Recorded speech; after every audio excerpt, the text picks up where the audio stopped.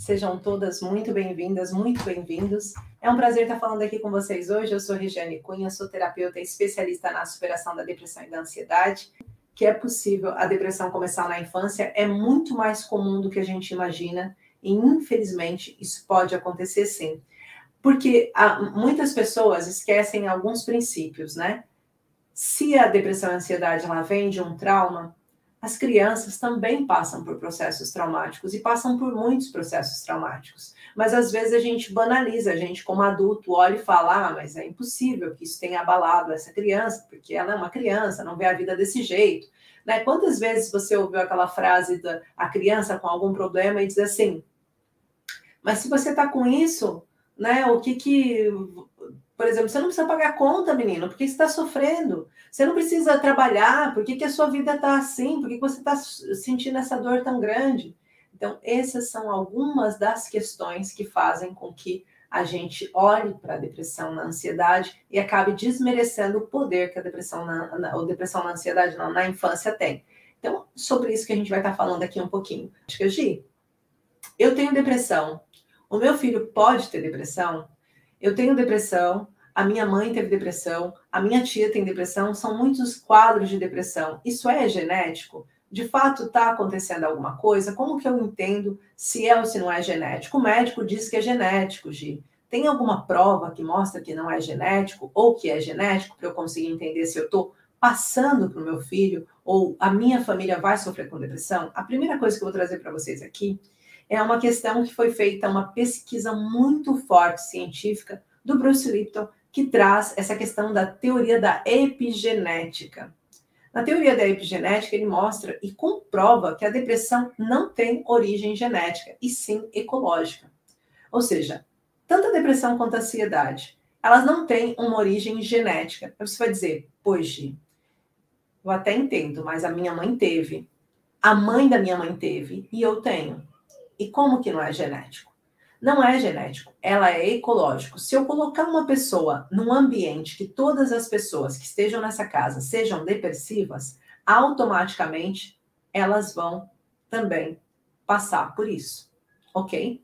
Se eu coloco uma pessoa numa situação de depressão e tenho pessoas ao entorno que estejam vivenciando depressão e que elas não estejam numa cura, num processo de cura, vai aumentar muito o quadro dela, porque vai ser muitas pessoas vivenciando a mesma história, o mesmo tipo de dor, sem ferramentas para sair. Então, a teoria da ecologia, né, e não da genética, ela faz muito mais sentido. Mas faz sentido, principalmente dentro dos meus estudos, porque eles se baseiam em traumas. Então, eu quero que vocês entendam comigo.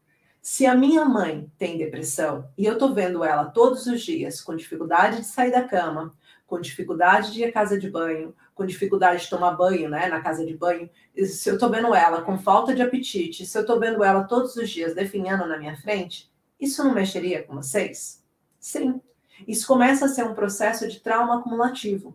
Sem contar que, quando a gente olha para alguém na nossa casa que está adoecido, a gente começa a adoecer também, só que em outros aspectos. E como que a gente começa a passar por esse processo de adoecer também? A gente olha aquela pessoa que está passando por aquele problema, a gente quer ajudar aquela pessoa, mas a gente não consegue. A gente não sabe o que fazer. Como que eu posso ajudar a minha mãe? Como que eu posso ajudar ela a melhorar? Eu até tento, mas eu não consigo. Eu crio, então, um trauma de impotência em mim.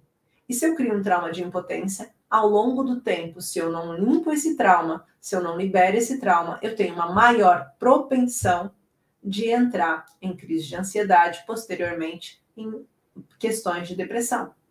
Porque esse é o caminho da depressão. Então, se quando você era pequeno, você passou por situações difíceis, quais são as situações difíceis que eu posso ter passado? Vamos aqui a alguns exemplos. Vou começar com traumas de impacto. Se eu passei por uma situação em que eu passei por uma escassez financeira muito grande, os meus pais não tinham recursos financeiros, a gente comia muito mal, a gente não tinha condições de se alimentar melhor, o Bruce Lipton vai dizer que a privação de certos alimentos, eles afetam a gente geneticamente. Por quê? Porque o meio vai fazer com que a gente se afete. Logo, se eu passei por esses sintomas, se eu passei por essa situação em que eu fui privada de uma alimentação, que eu fui privada da minha própria vida, de coisas que eram essenciais para qualquer ser humano, eu tenho um escudo de sobrevivência. No futuro, quando esse escudo se desenvolve, a minha depressão vai ter que tipo de característica? Eu vou ter uma característica que está sempre com uma respiração alta, um sentimento de cansaço, o aperto no peito vai ser algo maior, eu posso ter perda de visão temporária, ou seja, a minha visão fica meio turva, sabe? Quando em breves momentos do dia eu fico com a visão turva, eu posso ter gosto, boca seca, aquele sintoma de boca seca, boca que fica sempre seca, ressecada com gosto amargo. Por quê? Porque estão ligados ao meu escudo da sobrevivência. Então, automaticamente, se eu passei por uma situação de sobrevivência, essa situação ela vai vir mais para frente na minha história e ela vai trazer características de depressão. Então, eu não posso banalizar aquela criança que passou por essas situações, aquelas crianças que passaram por situações difíceis. Aí, além disso, né, quais foram outras situações que ela pode ter passado?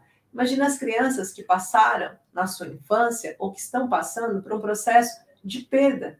Faleceu alguém e elas não conseguiram lidar com aquela morte. Talvez elas estavam apegadas com aquela pessoa e de repente elas não viram mais ou não teve explicação. Os pais não sabiam como dizer. Há pouco tempo atrás, eu atendi uma mãe que tem um filho com 4 anos que está com depressão, diagnosticada lá no Brasil. Filho, 4 anos, não sai da cama para nada, come só com ajuda, não brinca, não está vivendo, não está fazendo nada.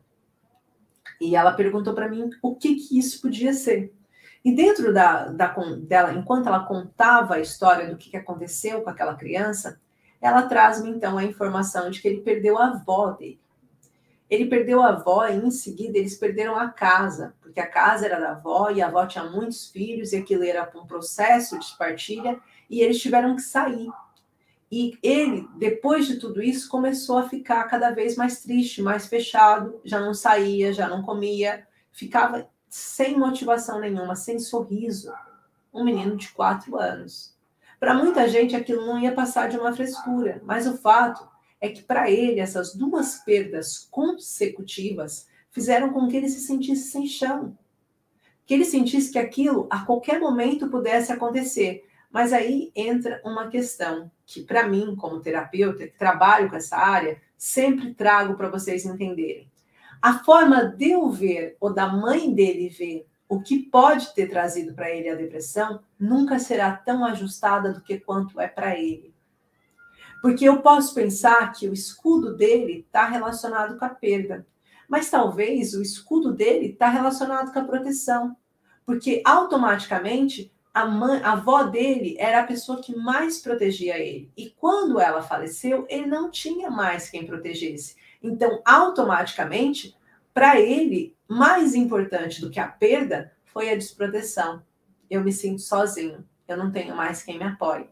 Então, é essencial a gente entender através do olhar do paciente. E aí eu pergunto para vocês, se vocês já estão sentindo que a vida de vocês perderam o brilho há muito tempo, se vocês estão sentindo que vocês não têm mais essa motivação, que vocês estão passando por um processo de depressão e há anos que isso começou, qual foi a percepção que vocês tiveram do evento que vocês passaram antes de entrar em depressão? Porque muita gente chega, né, e até hoje eu fiz 6 atendimentos, de todos os atendimentos que eu fiz hoje, uma constante é qual é o olhar, a percepção que você teve do evento que você passou. Porque eu só consigo alterar essa percepção depois que eu sei qual é. Então, para eu conseguir atuar e entender qual é o escudo, não adianta só eu me basear na minha ideia aqui. Mas eu preciso entender o que está acontecendo. E muita gente, quando vem se atender comigo, às vezes olha e fala assim, mas o seu atendimento é muito diferenciado, pensei que eu ia falar da minha história, ia conversar. Eu sempre trago isso, as minhas alunas é mais fácil porque elas já sabem que não é para isso que eu tocar. Eu não quero só ouvir a sua história. Eu quero resolver. O meu objetivo é trazer um que resolva. Se tem uma criança com ansiedade, com depressão, não adianta você simplesmente olhar para ela e ouvir o que ela tem e não trazer uma resolução. Só de falar não vai melhorar. Se melhorasse, os psicólogos eram os mais procurados e que traziam mais resultados. E não é essa a verdade.